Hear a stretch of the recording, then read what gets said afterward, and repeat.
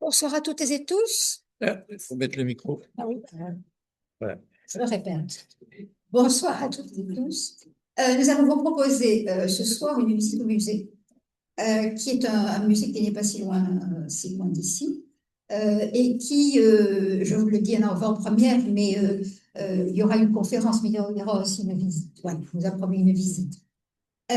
Donc nous allons évoquer ce soir le musée Zadkine, à la fois le personnage bien évidemment et la maison dans laquelle il a fini sa vie, si je puis dire.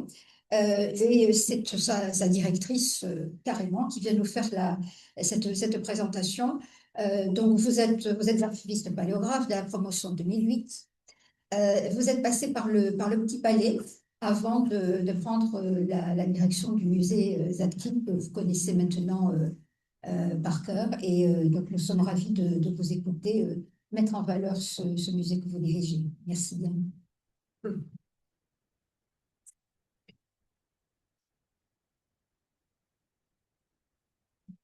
Comme d'habitude, je mets un peu sur le fil. Donc, merci beaucoup pour cette présentation, puis merci de m'avoir invité pour parler effectivement de ce musée Zadkine, qui est un des musées du 6e arrondissement et qui est vraiment pas loin d'ici, en fait, 10-15 minutes à pied, mais qui est un endroit que les gens découvrent. Hein. C'est vrai que c'est un petit musée, c'est une ancienne maison.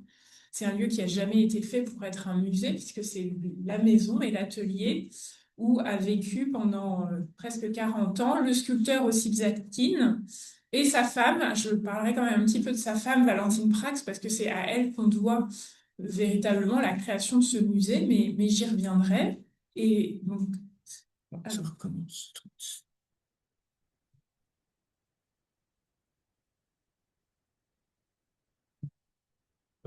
alors, l'idée de cette conférence, donc de ce soir, c'était effectivement de vous parler du lieu, mais aussi de l'artiste et surtout de expliquer un petit peu, faire l'histoire de cette maison atelier qui a été la maison de Zadkine, et puis aussi parler du lien de Zadkine avec le 6e arrondissement, mais en fait surtout Montparnasse, puisque comme beaucoup d'artistes de l'école de Paris, ça vous le savez bien sûr, Zadkine a connu l'âge d'or de Montparnasse, mais ce qui est un petit peu ce qu'on sait moins, et ce que moi je m'attache avec l'équipe du musée vraiment à mettre en avant, c'est que c'est un des rares artistes justement ces fameux Montparnasse, mais en général, ils ont quitté Montparnasse, ils ont commencé leur carrière à Montparnasse, puis ensuite, la vie les a séparés. Certains sont morts prématurément, d'autres sont établis ailleurs, dans le sud de la France.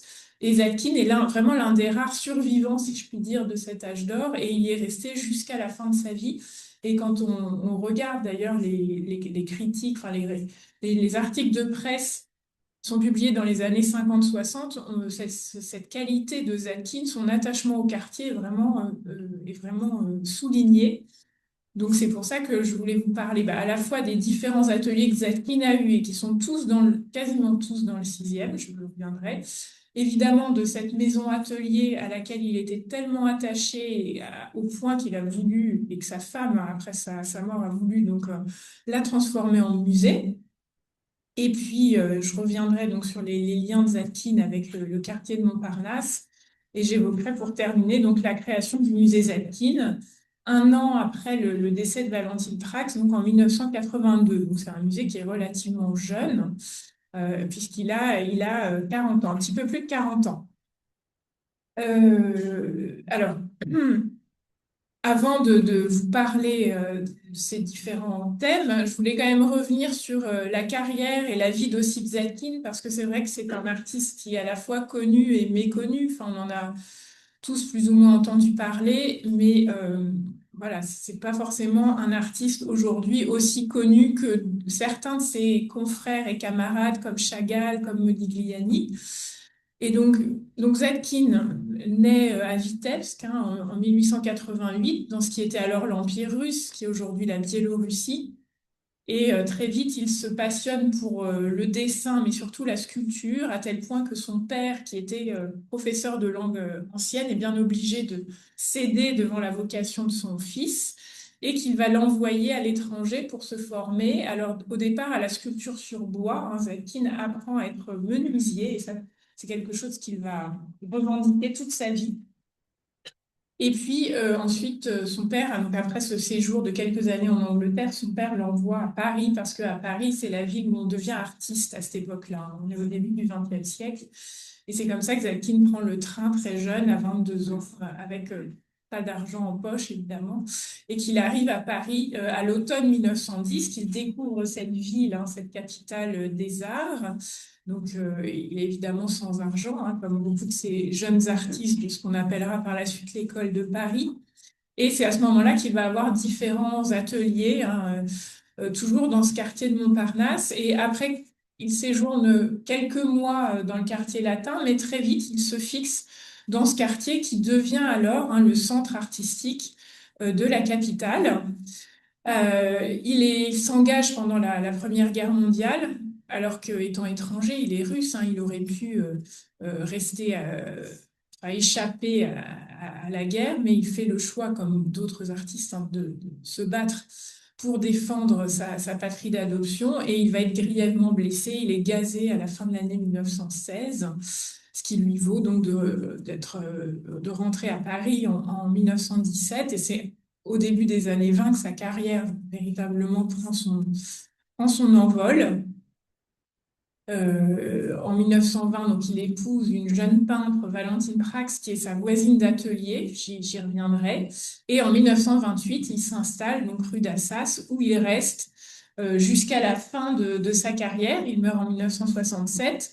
Et vous voyez que le seul moment où il est obligé de quitter, hein, la rue d'Assas et la France, même, c'est la Seconde Guerre mondiale, puisque comme il est d'origine juive, évidemment, il est menacé, et il prend la décision en 41 de partir. Il va passer donc les années de la Seconde Guerre mondiale à New York et aux États-Unis, et il revient en 45, et vraiment c'est dans les années 50-60 qu'il a la consécration, hein. Il est vraiment reconnu à ce moment-là comme un des grands sculpteurs de sa génération.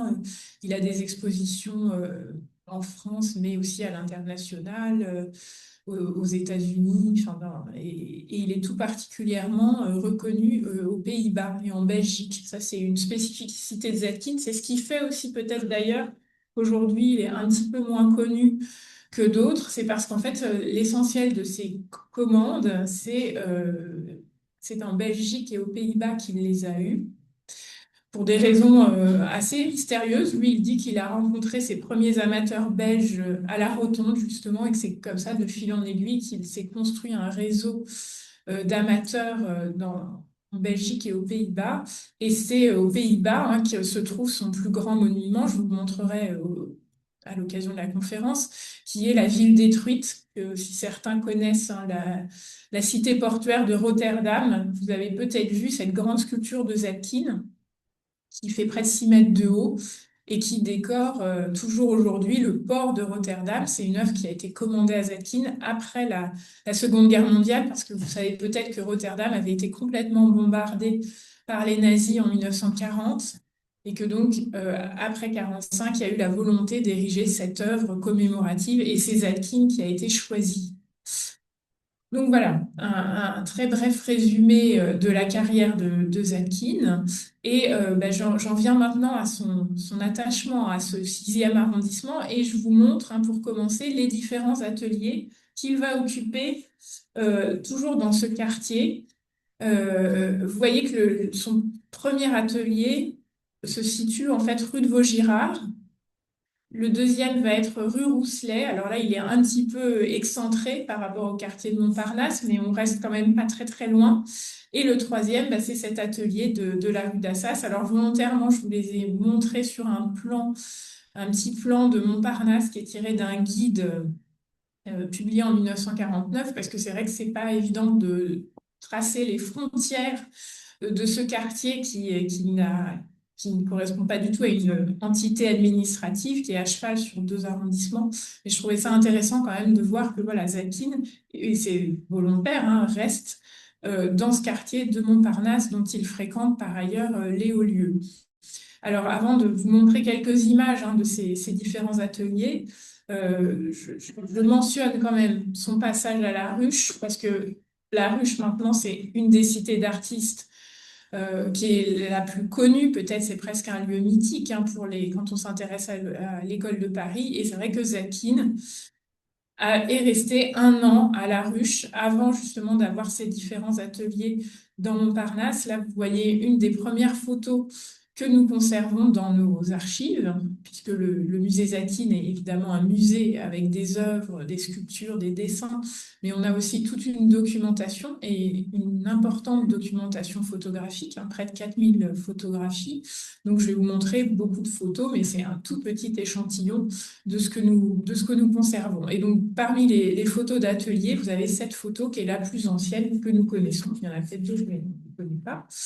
Et on aperçoit donc le jeune Zakin à gauche de l'image. Et puis, cet atelier qu'on suppose être à la Ruche, mais à vrai dire, on a très peu de photographies. Vous avez une photo aussi du jeune Zakin avec ses cheveux presque longs, qui sont la marque de cette époque-là où il a un style encore un peu bohème. Et puis, je vous montre une image de la ruche et une des sculptures qu'il a taillées, une de ses premières sculptures, si ce n'est sa première sculpture, qu'il va réaliser en marbre et qui se trouve aujourd'hui, alors non pas au musée Zakin, mais au musée de Grenoble.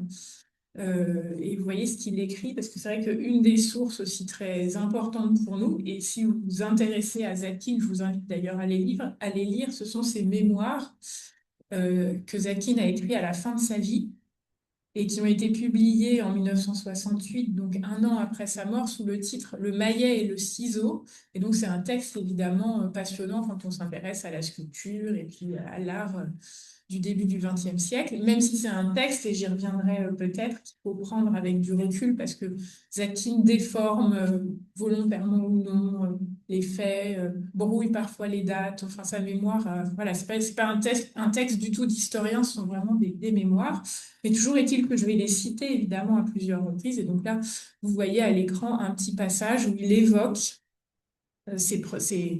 cette année qu'il a passée donc, dans cette cité d'artistes qui est La Ruche. Hein, pour mémoire, c'est un lieu qui a été fondé en 1902 par le sculpteur Alfred Boucher, qui était un sculpteur. Alors aujourd'hui, c'est un sculpteur complètement oublié, mais à l'époque, il avait énormément de succès et beaucoup d'argent. Et il a voulu aider hein, les jeunes artistes sans argent qui débarquaient, qui pour beaucoup étaient étrangers, comme Zakin. Et il a récupéré certains pavillons de l'exposition universelle de 1900, notamment le pavillon central que vous apercevez ici, le pavillon, enfin la rotonde des vins de Bordeaux, et il l'a retransformé en atelier. Il y a d'autres bâtiments aussi. C'est vraiment un lieu qui a vu beaucoup d'artistes. Certains sont devenus extrêmement célèbres par la suite. Là, vous avez Chagall, par exemple, qui revient. C'est des photos assez intéressantes parce que Chagall est à la fin de sa vie, évidemment, et il revient sur les lieux de sa jeunesse. Donc dans cette ruche. Alors, on n'a pas du tout l'équivalent pour Zakin parce que Zakin garde un très mauvais souvenir de son passage à la ruche. Il appelait ça son atelier, qui était peut-être dans le pavillon central, justement. Il disait que c'était un atelier il appelait ça son sinistre quartier de Brie. Et Zakin avait beaucoup d'humour et il comparait donc ce pavillon à un fromage de Brie. Et évidemment, il faut se rappeler hein, que à l'époque, les conditions étaient quand même très précaires dans ces ateliers, pas chauffés, évidemment pas d'eau courante, pas de commodité, ce qui explique que finalement, Zakin n'est pas retenu beaucoup. Et en tous les cas, c'est pas là c'est pas à ce moment, c'est pas à la ruche qu'il a commencé à fréquenter les autres artistes de Montparnasse parce que c'était aussi un lieu qui était très excentré. Et ça, il en parle dans ses mémoires. Il n'y avait pas encore le métro qui permettait de relier cette extrémité du 15e arrondissement avec euh, le- le- les quartiers du centre. Et donc, Zakin, finalement, garde un assez mauvais souvenir. Et dès qu'il le peut, il quitte la ruche. Je vous montre quelques images du lieu tel qu'il est toujours actuellement. Et il va s'installer donc rue de Vaugirard. Donc rue de Vaugirard, comme vous l'avez vu, là, on est déjà plus près du centre de Montparnasse. Et voilà, il occupe un petit atelier en rez-de-chaussée, mais finalement assez étroit, assez lugubre aussi, dans lequel il va rester à peine plus longtemps, hein, vous voyez, 1 an. Et là, vous voyez à l'écran une photographie où on voit Zadkine et Fujita, puisque véritablement l'intérêt pour lui d'être rue de Vaugirard, bah, c'est d'être plus près, hein, des cafés, des académies d'art qui peuplent Montparnasse. Et c'est précisément à ce moment-là qu'il commence à nouer des liens avec d'autres artistes. Et Fujita est l'un d'entre eux, mais il y en aura d'autres. J'en reparlerai tout à l'heure. Alors évidemment, l'intérêt pour nous dans ces photographies, ça nous apprend beaucoup sur Zadkine, son cercle amical, mais aussi sur ses œuvres. Et donc, c'est pour ça que je vous montre là le modèle en plâtre de cette jeune fille aux mains repliées, dont on possède aujourd'hui un exemplaire en bronze poli. Et puis, après la rue de Vaugirard, vous avez cet atelier de la rue Rousselet, alors qui là est beaucoup plus important et dont on possède plus de photographies, puisque Zadkine va y rester 15 ans. Et c'est 15 années vraiment décisives pour lui dans sa carrière, puisque c'est les années où il se fait connaître, en fait, hein. Il organise ses premières expositions. Et, et l'avantage aussi pour nous, c'est que cet atelier existe encore. Alors, il n'est pas ouvert du tout au public, mais l'immeuble de la rue Rousselet est toujours l'immeuble 19e, hein, dans lequel Zadkine s'est installé. Alors, il a pu s'y installer justement parce il a été repéré dans les années 10. Zadkine commence à présenter des œuvres au salon, dans différents salons parisiens, et c'est à ce moment-là qu'un certain Rodo Kanaki, va s'intéresser à lui, lui acheter les œuvres, et c'est comme ça qu'il va pouvoir louer, hein, cet atelier qui est plus spacieux. Et vous voyez ce qu'il écrit, hein, dans ses mémoires. Monsieur Rodo Kanaki m'aida à trouver un autre atelier. Après une année de vie rue de Vaugirard, je déménageais donc pour le second étage d'une maison située au numéro 35 de la rue Rousselet. Après avoir traversé une cour sombre, facilement sinistre, et monté un escalier, on trouvait un nouvel atelier grand et beau, ainsi qu'une petite chambre à coucher, le tout enveloppé de lumière et de soleil à respirer. Donc cette mention de la lumière, évidemment, est importante, hein, pour les artistes. La lumière de l'atelier joue un rôle essentiel.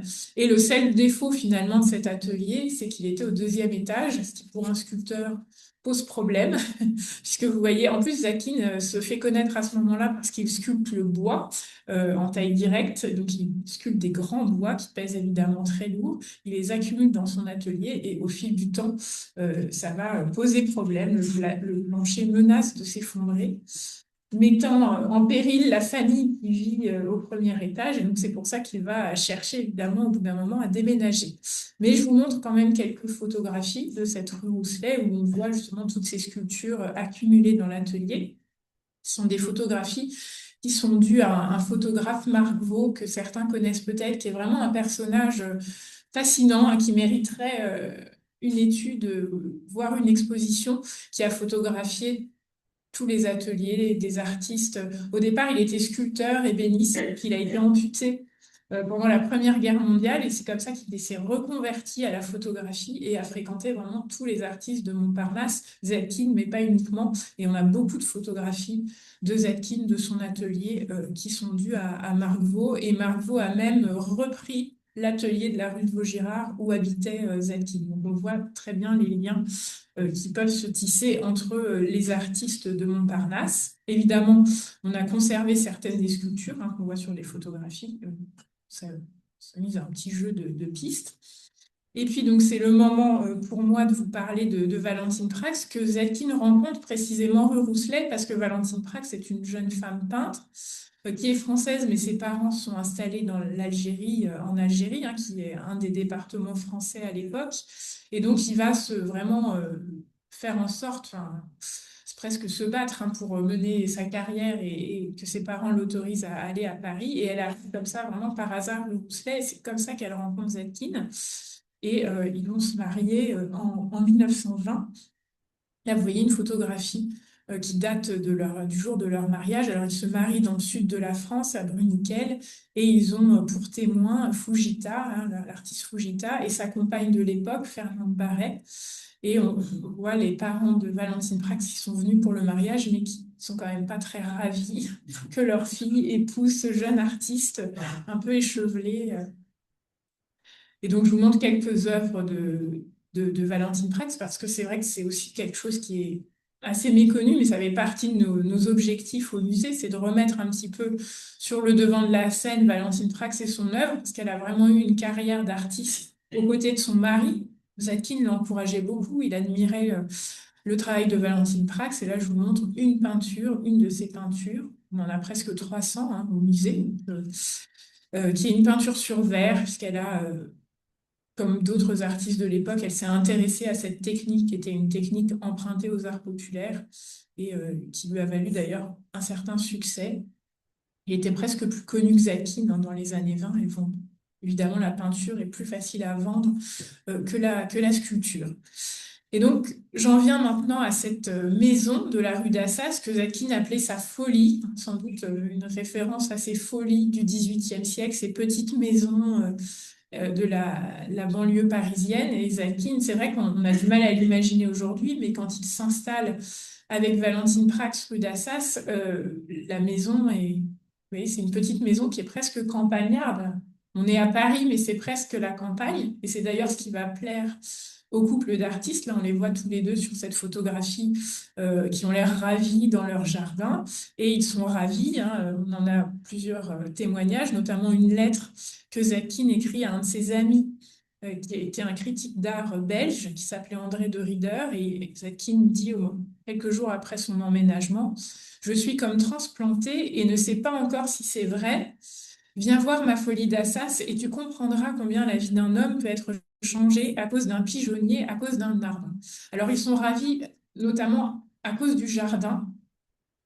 Et on voit le fameux pigeonnier qu'il évoque qui a disparu dans les années 50.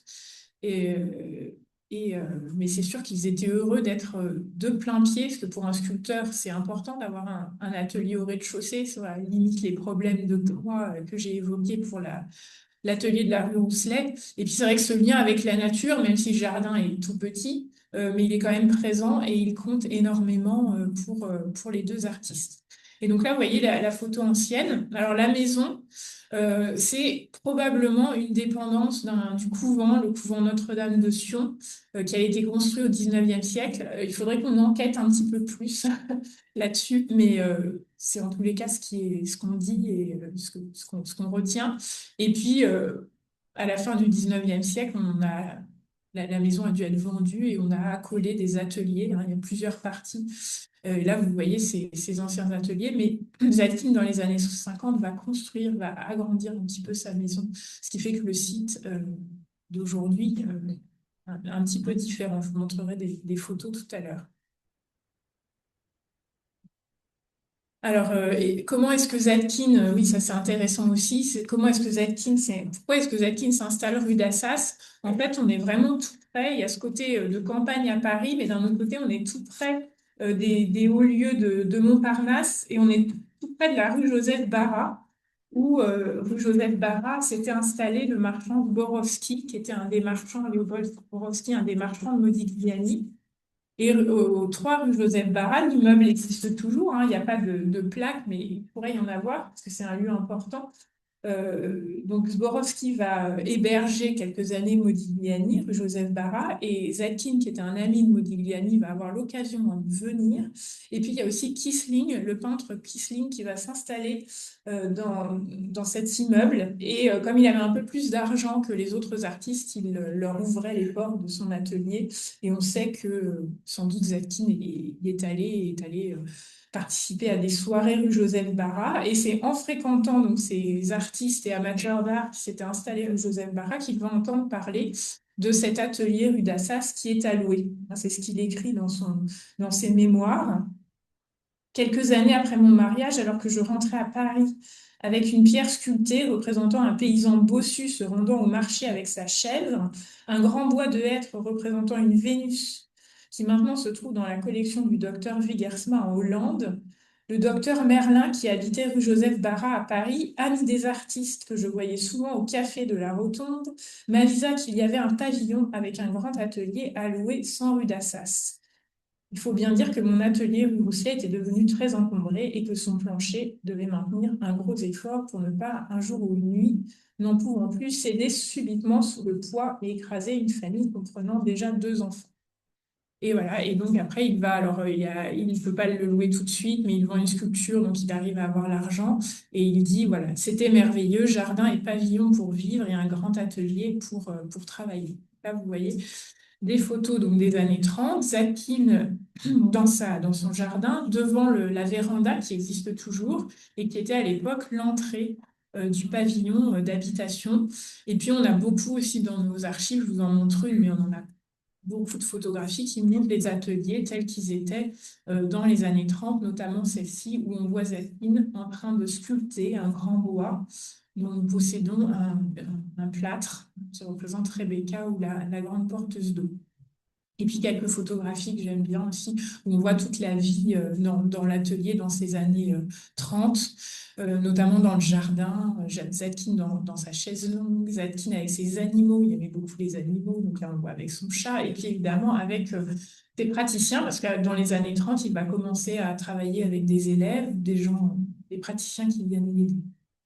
Et puis ça, ce sont des photos plus tardives, enfin qui datent des années 50-60, puisqu'il y a du changement en fait dans les années 50, quand Zadkine rentre d'exil. Hein, je vous ai dit qu'il a dû s'exiler pendant la Seconde Guerre mondiale, et il a confié en fait, enfin lui et Valentine Prax ont confié son atelier parisien à des peintres, enfin un frère et une sœur qui sont peintres, qui leur avaient été recommandés par Salmon, d'ailleurs, critique d'art Salmon, et qui finalement vont essayer de profiter de la situation pour garder les ateliers après la guerre. Évidemment, c'est une période très, très difficile.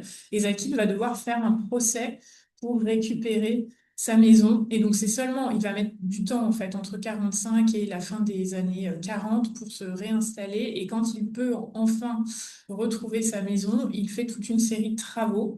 Donc, c'est à ce moment-là qu'il va agrandir un petit peu la maison pour pouvoir raccorder les deux ateliers au corps de bâtiment. Et puis, il va construire aussi un nouvel atelier dans le jardin, ce qui va entraîner la destruction du pigeonnier, etc., que je vous ai montré tout à l'heure. Donc là, on voit Zadkine dans le jardin, qui pose fièrement entre les gens de la ville détruite, enfin du modèle de la ville détruite, qui est ce grand monument de Rotterdam que j'ai évoqué tout à l'heure. Et puis, vous voyez une autre photographie où on voit Zadkine, donc, sans doute dans le courant des années 50 ou vers 1960. On a beaucoup de photographies, mais qui ne sont pas datées, hein, en tous les cas pas datées de façon précise.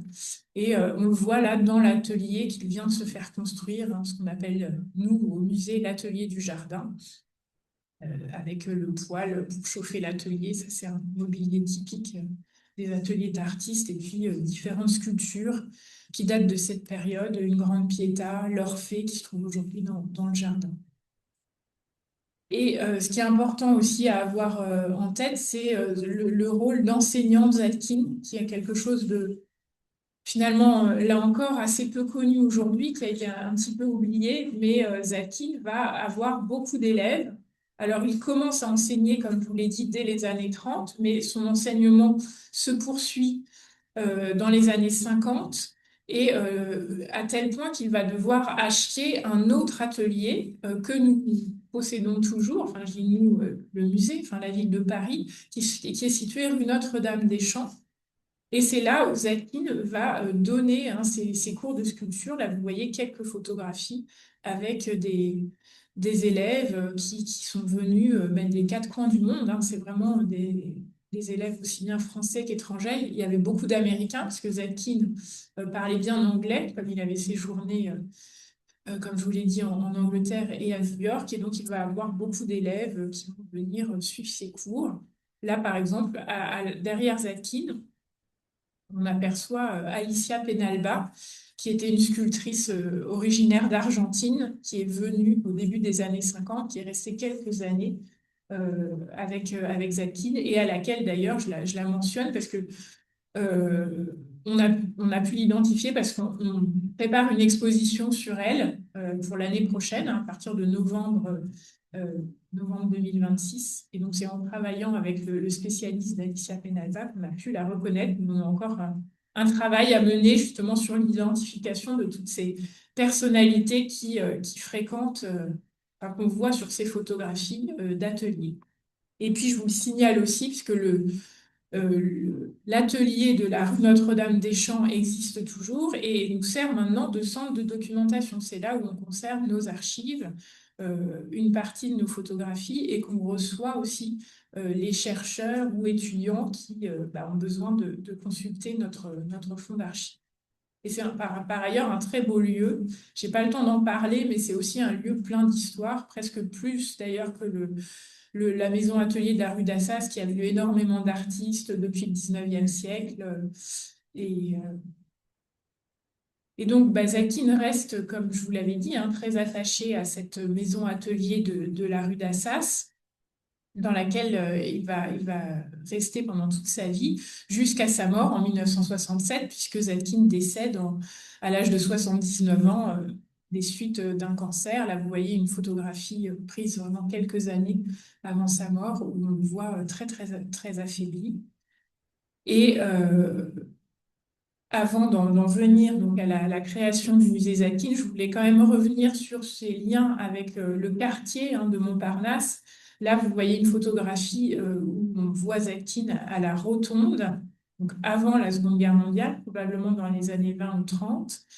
Et cet attachement à Montparnasse, il est visible, il l'écrit, euh, il le dira à plusieurs reprises aux journalistes, par exemple. Là, je vais pas vous le lire parce que je vois que le temps passe, mais c'est un extrait des mémoires où il évoque une de ses premières promenades qu'il fait dans le quartier. Et on voit très bien déjà l'importance de ces rues toutes proches de sa future maison atelier, le boulevard Raspail, le boulevard de Montparnasse, la Rotonde. Et puis, il dira aussi à un journaliste en 1963 qu'il est un enfant du quartier. Voici ce qu'il écrit. Si je déserte souvent Montparnasse pour trouver le calme et l'espace nécessaire, je n'en reste pas moins un enfant du quartier.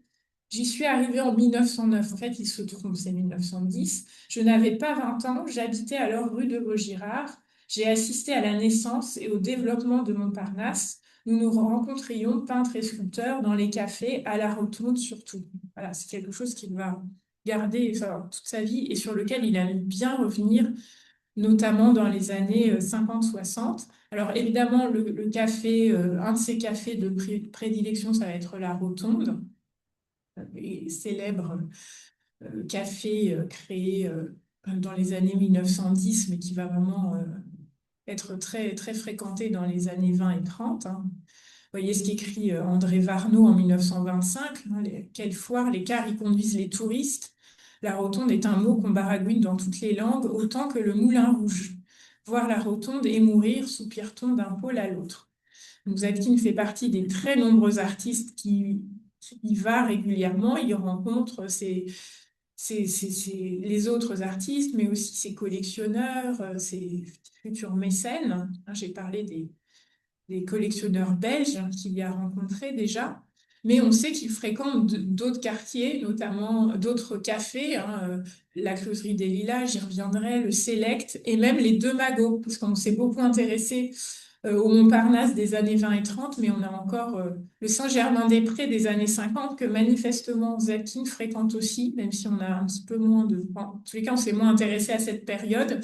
Et par exemple, je vous montre en avant-première un tout petit dessin qui vient de nous être donné justement par la fille d'un peintre, Ulysse Moussali, qui s'était vu remettre ce petit dessin griffonné rapidement sur un journal, vous voyez, en 1966, alors qu'il rencontrait Zadkine aux Deux Magots. Et c'est une habitude, on a d'autres témoins qui nous parlent de dessins faits par Zadkine rapidement croqués au café. Donc c'est un exemple parmi d'autres, mais qui montre vraiment ses habitudes dans ces fameux quartiers de Montparnasse. Et puis, donc, il y a la Rotonde, les Deux Magots, mais aussi la Closerie des Lilas, que Zadkine fréquentera très jeune, dès les années 10.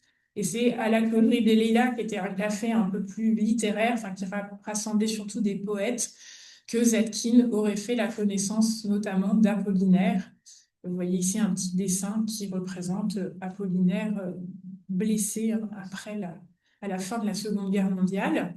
Et puis dans les artistes aussi que Zadkine va croiser, il y a Modigliani. Alors ça, je ne vais pas détailler, mais certains ont peut-être vu l'exposition que nous avons consacrée à l'amitié entre Zadkine et Modigliani il y a maintenant près d'un an. Vous voyez la couverture du catalogue. Et c'est vrai que c'est...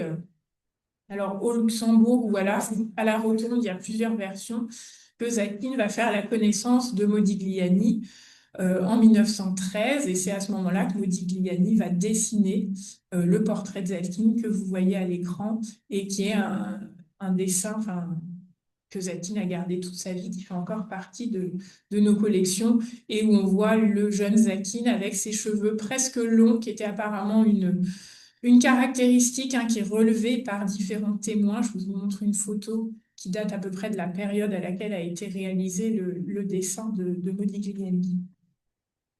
Et puis on a beaucoup de témoignages, alors on les a publiés dans le catalogue si ça vous amuse, mais Zadkine, à la fin de sa vie, a été interviewé par les journalistes parce que c'était l'un des rares, encore vivant à ce moment-là, dans les années 60, à avoir connu le Modigliani en vrai, parce qu'il y avait beaucoup de gens qui parlaient de cet artiste devenu mythique, mais qui ne l'avaient jamais connu, alors que Zadkine avait été vraiment son camarade et avait voilà, mené la vie de bohème avec lui. Ils allaient même, d'après Zadkine, jusqu'à mendier à tour de rôle quand ils n'avaient pas d'argent. Enfin, il y a toute une mythologie, évidemment, autour de cette vie de bohème, dont Zadkine est un des témoins.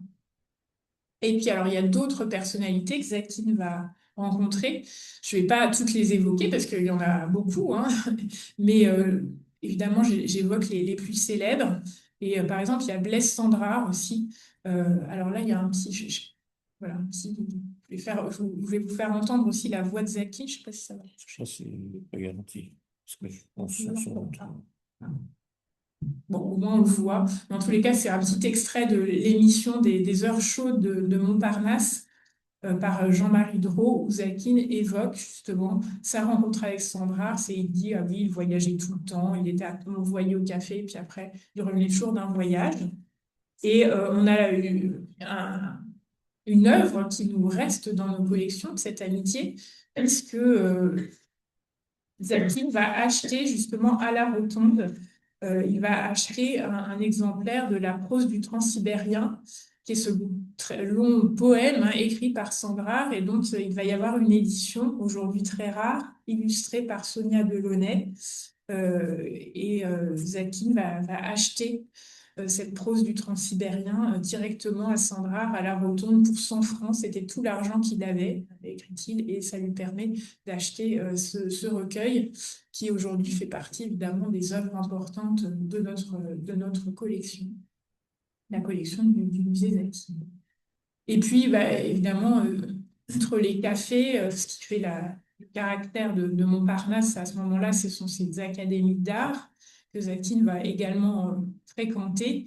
Et il va notamment enseigner la sculpture à l'Académie de la Grande Chaumière de 1946 à 1958. Et c'est dans ces années-là qu'il va vraiment s'imposer comme un maître de la sculpture et rassembler autour de lui de nombreux jeunes sculpteurs. Vous voyez, je vous ai mis à l'écran aussi un extrait de lettres, toujours à cet ami critique d'art belge, André de Rieder, où il évoque son enseignement à la Grande Chaumière et il dit: j'ai près de 30 élèves pour commencer, et à chaque conférence critique que je fais le vendredi de 10 à 12 heures, il y a foule d'étrangers qui vient écouter ce que j'ai à dire. C'est très réconfortant, c'est jeune, mais je sors fatiguée comme si je venais de subir un chaud et froid. Et donc voilà, j'ai terminé ce passage avec ce tableau un peu étonnant qui est dû à une artiste d'origine russe, Marevna, qui a rencontré d'ailleurs Zadkine et beaucoup d'autres pendant sa jeunesse quand elle a séjourné à Paris, et où elle va, à la fin de sa carrière, dans les années 50, réaliser plusieurs grands tableaux, un peu en hommage à ses amis de Montparnasse. Il y en a un qui est très souvent reproduit où on voit Modigliani, mais c'est pas celui-là que je vous montre, c'est celui-là qui est un petit peu moins connu, justement parce qu'on voit Zadkine voilà, à gauche, qui est à côté d'un poète et critique, hein, Ilya Ehrenburg. Alors Zadkine, étant, avec ses origines, était évidemment très proche des Russes installés à Montparnasse, et c'est ce qui est visible dans ce tableau de Marevna. Mais tout ça pour dire que vraiment, Zadkine était une personnalité de Montparnasse. Et même si aujourd'hui il est moins connu que d'autres, hein, comme Modigliani, il a vraiment fait partie de ces artistes qui ont fait l'âge d'or de Montparnasse. Et oui, ce qui est intéressant aussi sur le tableau de Marevna, c'est qu'on voit avec son accordéon. Il était connu pour jouer de l'accordéon. Alors, il en jouait pas très bien. Il y a des témoins qui disent qu'il en jouait comme l'aveugle du Pont des Arts, mais il en jouait. Et ça mettait un peu de gaieté dans ces soirées, enfin, de Montparnasse. Alors après l'évocation donc de cette vie de bohème, ben, la création justement du musée, hein, pourquoi ce lieu est devenu un musée alors que comme beaucoup d'autres ateliers de Montparnasse, il aurait pu au mieux être vendu, devenir une maison. On a d'autres maisons de l'impasse sont des maisons particulières aujourd'hui, ou au pire être détruits hein, pour construire un immeuble, parce que si vous venez, enfin quand vous viendrez au musée Zadkine, vous verrez qu'il est quand même enclavé hein, derrière des immeubles qui se sont construits au cours du XXe siècle. Mais en fait, justement, le lieu a survécu parce qu'il a été, il est devenu musée, et ça c'est vraiment grâce à la volonté, alors d'abord de Zadkine, mais surtout de sa femme, Valentine Prax, hein, qui lui a survécu 15 ans et qui est restée évidemment dans cette maison à laquelle elle était très attachée et qui a pris la décision de faire un don, hein, une donation à la ville de Paris. La ville de Paris est devenue légataire universelle de Valentine Prax, mais sous condition. Cette condition, elle était très strictement définie dans le testament de Valentine Prax, c'était ouvrir un musée et il y avait un an. Autant Valentine Prax n'a pas mis des clauses extrêmement sévères sur, par exemple, la disposition du musée. Enfin, ouais, il n'y a rien de très précis. Mais en revanche, le délai pour créer le musée était spécifié et c'est un délai qui a d'ailleurs été respecté, hein, vous voyez, elle est morte en 1981 et un an après, le 19 avril, le musée Zadkine a été inauguré. Donc, vous voyez à l'écran une image où on voit Valentine Prax donc seule hein, dans le jardin de la maison. Et puis, évidemment, ce qui est assez frappant, c'est quand on regarde un petit peu la revue de presse, qui est les articles qui ont été publiés en 82 au moment de l'ouverture du musée, c'est qu'il n'y a pas de critique comme il y a pu en avoir, par exemple, pour le musée Bourdelle ou il y a certains journalistes qui disaient mais pourquoi ouvrir encore un musée pour ce sculpteur, etc. Et pour Zadkine, vraiment, en tous les cas, tous les articles que j'ai pu consulter se félicitent hein, que le lieu soit préservé. Je pense que c'est un moment justement où il y avait quand même une prise de conscience finalement que Montparnasse était en train de disparaître et qu'il y avait eu beaucoup de destruction, beaucoup d'ateliers qui avaient été détruits. Et donc finalement, les journalistes se félicitent que cette enclave hein, du Montparnasse des artistes soit préservée. Là, je vous cite un article, mais il y en a beaucoup d'autres. Hein. Toujours, Paris s'enrichit de lieux nouveaux qui ont été marqués par un événement particulier ou habités par l'esprit d'un artiste. Et c'est la mémoire de Paris qui s'accroît quand une destruction hâtive ne l'emporte pas. Et donc, vous voyez, évidemment, après, il y a eu un énorme travail hein, de fait par les premiers conservateurs du musée, puisque quand le lieu devient musée, rien n'est pensé véritablement pour que les espaces puissent être accessibles au public. Hein, vous voyez cette photographie qui a été prise donc, après la mort de Zadkine. Là, c'est l'atelier du jardin, qui aujourd'hui est une des salles d'exposition. Et on voit que Zadkine y a accumulé au fil du temps hein, énormément de sculptures qui sont restées telles quelles dans l'atelier. Alors, on peut s'amuser à en reconnaître certaines hein, qui font partie de nos collections. Là, vous apercevez notamment le très bel oiseau d'or que vous voyez ici et que vous verrez aussi si vous venez voir l'exposition qui est en cours actuellement au musée sur Zadkine et l'art déco. Mais on en reconnaît beaucoup d'autres, évidemment, sur cette photographie. je vous montre quelques articles que vous m'avez envoyé justement le courrier du 6e arrondissement qui ont été publiés au moment de l'inauguration. Et alors là, on voit le maire de Paris de l'époque, hein, Jacques Chirac, au musée Zadkine au moment de l'inauguration. On voit aussi la disposition des lieux hein, du premier musée avec une présentation qui devait être quand même très dense, avec beaucoup de sculptures. On s'était efforcé de montrer la majeure partie des chefs-d'œuvre de Zadkine des différentes époques de sa carrière. On voit aussi l'aspect du jardin qui a finalement assez peu changé hein, par rapport à ce qu'on peut voir encore aujourd'hui, et avec cette particularité qu'il y a des sculptures dans le jardin, ce qui est toujours le cas, et ça c'est conforme évidemment à la volonté de Zadkine qui, comme je vous l'ai dit, hein, était très attaché au jardin et s'amusait même à par manque de place, mais aussi parce que ça l'amusait, il mettait ses sculptures dans le jardin et parfois, même volontairement, il les laissait se détruire. Nous, évidemment, aujourd'hui, on ne présente que des bronzes, mais de son vivant, Zadkine n'hésitait pas à y entreposer des bois qu'il laissait pourrir sous la pluie. Enfin, ça ne le gênait pas du tout. Il y avait au contraire une dimension assez ludique de voir les sculptures qui évoluaient comme ça sous l'effet de la nature et des aléas de la météo.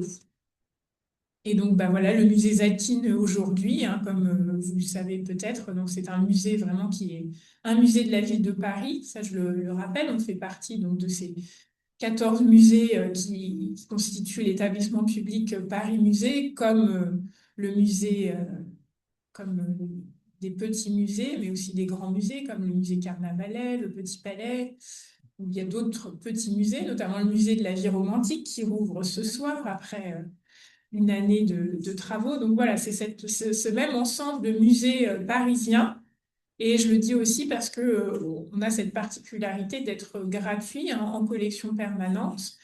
Les expositions, par contre, sont payantes. Et au musée Zadkine, on organise une exposition par an, plutôt à l'automne. Et actuellement, en cours, vous avez donc une exposition sur Zadkine et l'art déco, qui a ouvert au mois de novembre, donc en 2025, année où, comme vous le savez sans doute, on fêtait justement les 100 ans de l'exposition de 1925 à laquelle Zadkine a participé. Donc là, vous avez une vue de l'exposition, la première salle de l'exposition Zadkine Art Déco, qui se situe dans ce qui était autrefois l'atelier de Zadkine. Vous avez vu cette pièce, notamment quand Zadkine sculptait la grande porteuse d'eau. Ben, en fait, c'est cet espace, hein, avec, très reconnaissable, avec sa grande verrière orientée au nord, et qui nous sert aujourd'hui de salle d'exposition. Et là, vous avez une vue de la façade, une vue actuelle de la façade. On reconnaît toujours cette même petite maison qui a assez peu changé, même si, comme je vous l'ai expliqué, Zadkine l'a agrandi hein, dans les années 50. Une autre vue du jardin avec les espaces du musée. Alors, espaces qui sont très contraints. On est en rez-de-chaussée. Évidemment, vous avez donc les salles 1 et 2 qui correspondent aux anciens ateliers de Zadkine. Salles 3 et 4 qui sont des petits espaces dans la maison, hein, qui étaient autrefois les espaces d'habitation, avec un salon, la cuisine, etc. Et puis cet atelier du jardin qui est le plus grand espace dont on dispose. Mais c'est vrai qu'on reste un lieu très petit à l'échelle d'un musée, mais qui a quand même cette chance d'être le lieu même où Zadkine a créé ses œuvres. C'est vrai que c'est un caractère très intimiste qui plaît beaucoup aux visiteurs, même si les espaces restent étroits, mais je dirais que ça fait partie de l'histoire du lieu. Là, je vous montre une autre vue d'une exposition qui a eu lieu il y a quelques années, justement pour les 40 ans du musée Zadkine. On avait consacré une exposition euh, au lieu même, on l'avait appelé une vie d'atelier, et on avait reconstitué un petit peu dans l'atelier du jardin ce que pouvait être l'atelier de Zadkine, puisque comme je vous disais, nous avons bien sûr les œuvres, mais nous avons aussi tout ce qui va avec, On a notamment conservé les outils de Zadkine, même son samovar, parce que comme il était russe, il aimait bien avoir son samovar toujours il avait toujours du thé à offrir à ses visiteurs. Donc, il y a tous ces objets qui ne sont pas des œuvres à proprement parler, mais qu'on garde précieusement parce que voilà, ils racontent aussi, ils nous apprennent beaucoup sur le personnage, sur l'artiste. Et donc, on s'efforce de les montrer. Sur la photo, vous voyez également l'accordéon sur un fauteuil, le fameux accordéon de Zetkin. On a gardé, fait partie aussi de nos collections. Et puis voilà, les expositions, comme je vous l'ai dit, une fois par an, je vous montre quelques affiches de nos expositions récentes. Et je vais terminer par quelques pistes de lecture, si vous avez envie d'en savoir plus, notamment ce guide qu'on avait publié à l'occasion des 40 ans du musée en 2022, de l'atelier au musée, où il y a un petit texte sur l'histoire du lieu. Et puis, les mémoires de Zadkine que nous avions rééditées toujours cette même année 2022 pour les 40 ans du musée. Plus difficile à se procurer, les mémoires de Valentine Prax, mais qui sont également très, très riches, mais qui n'ont pas été rééditées. Il faudra qu'on les réédite un jour, où elle parle de sa vie avec Zadkine, s'ouvrir de notre vie. Et puis les catalogues de Sylvain Lecombre, donc catalogue raisonné de l'œuvre sculptée et un petit ouvrage consacré à ses dessins. Sylvain Lecombre a été directeur du musée aussi pendant de longues années. Et il a beaucoup, beaucoup travaillé vraiment sur l'œuvre de Zadkine, notamment sur ses sculptures. Voilà, je vous remercie et puis je vous invite bien sûr à venir.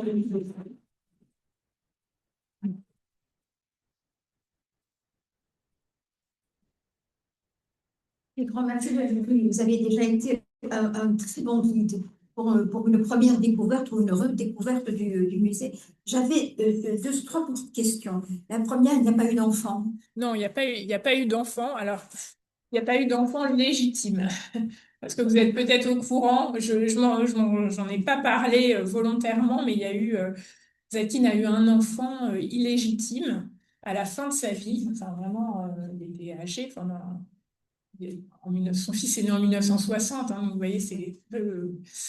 Et c'est vrai que ce fils a contesté la donation à la ville de Paris. Il y a eu un long procès qui s'est achevé tout récemment et qui a été tranché en faveur du musée, mais pendant quelques années, c'est vrai qu'il y a eu une procédure qui est récente. C'est pour ça que j'en parle pas, j'en parle pas spontanément, mais je pense qu'on peut le dire. Et voilà. C'est pas en posant une question innocente, soulever la pince. C'est quand même un procès. Un procès, mais qui est maintenant jugé. Non, il n'était pas reconnu, il n'a pas été reconnu. Zadkine ne l'a pas reconnu. Alors, même s'il l'a connu, on a même des photographies avec son fils, je veux dire, mais il n'a pas reconnu. Et donc, dans le testament, pas reconnu. Vous disiez que vous présentez les bronzes, essentiellement les bronzes. Ça veut dire que Est-ce que vous avez des réserves dans lesquelles vous avez les sculptures en bois? Parce qu'on voit bien au moment de l'inauguration qu'il y avait des statues partout, enfin que ça foisonnait. Donc ça veut dire que vous ne présentez qu'une seule partie. Est-ce qu'il y a un roulement entre les bronzes ou les bois? Enfin voilà. Oui. Alors ça, c'est vrai que j'aurais dû le dire. Mais bien sûr, vu les espaces qui sont petits, on ne peut pas montrer toute notre collection. On a à peu près 1500 œuvres inventoriées, donc 600 sculptures, 400 dessins, des estampes. Et ça, c'est sans compter les archives, qui sont quand même assez volumineuses. Bon, c'est pas un fonds gigantesque pour des archivistes professionnels, c'est un tout petit fonds, mais quand même, à notre échelle, c'est important. Et donc, évidemment, on ne peut pas tout montrer et on présente notre collection par moment. Et sinon, on a des réserves, qui sont des réserves mutualisées avec les musées de la ville de Paris. Mais voilà, c'est vrai que c'est une contrainte. Et juste par rapport au bronze, on est aussi ayant droit, je le dis quand même, on est ayant droit de l'artiste et de Valentine Prax qui nous laisse la possibilité de faire des tirages, puisqu'on conserve toujours les modèles originaux et le musée ayant droit et donc a la possibilité, sur demande, de faire fondre des œuvres. Alors dans la limite de la législation, qui limite à 8 épreuves plus 4 épreuves d'artistes, donc c'est quand même des tirages peut pas faire 100 tirages de la ville détruite, par exemple. Ça, c'est pas possible. Mais dans les limites légales, on peut procéder à des tirages en bronze. Et ça a été fait un peu par le passé. Maintenant, on le fait moins, mais c'est quand même une possibilité également qui est intéressante aussi. Alors, sans monopoliser la parole, une dernière question. Je suppose que vous n'avez pas parlé de l'étage, mais c'est vos bureaux. Ouais. Voilà, donc l'étage, donc moi j'ai mon bureau dans ce qui était. Alors on ne sait pas, on n'a pas de photographie, autant on a beaucoup de photographies des ateliers, on n'a aucune photographie de la maison, ça a dû être jugé comme inintéressant à l'époque, et puis bon, c'était Intime. trop intime, ouais. Mais c'était, mon bureau est dans la chambre, très probablement, de Zakine ou Valentine Prat. Voilà. Avez-vous des questions? Aussi, oui, c'était tellement habituel. Peut-être, là, Alors, il a en plus, ce qui est compliqué avec Zakine, c'est qu'il a beaucoup brouillé les pistes de ses origines et il a changé de prénom au départ. Comme il a vécu en Angleterre, alors, quand ses premières sculptures, il les signe Joe, par exemple, vous voyez.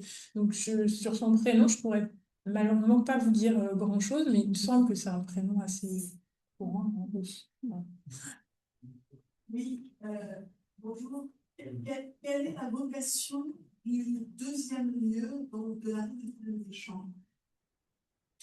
Alors, la vocation de la rue Notre-Dame-des-Champs, comme je vous l'ai dit, au départ, c'était un atelier qu'il a acheté pour enseigner. Donc, il recevait ses élèves. Et donc, c'est revenu à la ville de Paris, hein, puisque la ville de Paris a été légataire universel. Et maintenant, depuis quelques années, on y a fait des travaux et c'est notre centre de documentation.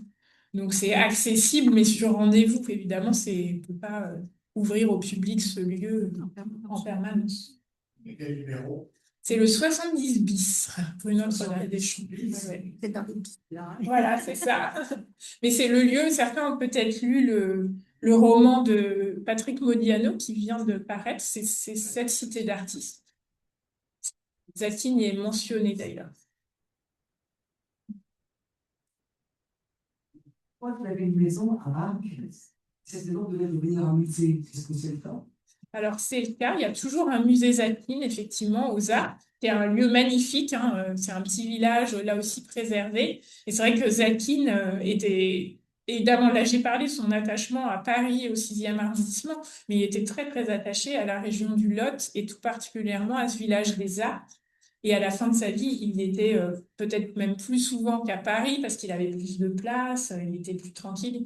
Il dit, il n'y a pas de téléphone qui sonne. Enfin voilà, il peut vraiment sculpter tranquillement. Et c'est un lieu où il y a un musée Zakine. Alors c'est un musée, la maison que possédait Zakine a été donnée à la ville de Paris, qui l'a vendue parce qu'elle ne savait pas quoi en faire. Donc maintenant, c'est une maison qui existe toujours, mais qui appartient à un particulier. Et le département du Lot et la ville sont propriétaires d'une grange où se trouve le musée, en fait. Donc c'est une histoire un peu compliquée, mais c'est vrai que en tous les cas, toutes les œuvres de Zakine qui sont montrées dans le musée des Arts sont des dépôts de la ville de Paris, mais le musée est un musée géré par le département du Lot.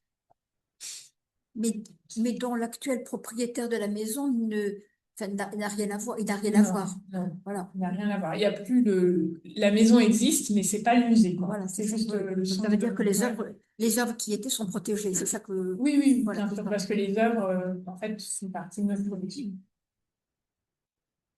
Avez-vous d'autres questions? Bon, moi, je voudrais juste signaler qu'il y a un autre musée qui est une maison d'art. C'est le musée de Montmartre. Et il y a une très belle exposition sur la dite école de Paris, justement. Donc, il regroupe tous ces artistes juifs, russes ou biélorusses. Merci de cette information. C'est bon? Très bien. Bon, mais écoutez, très grand merci en tout cas, parce que c'était vraiment passionnant.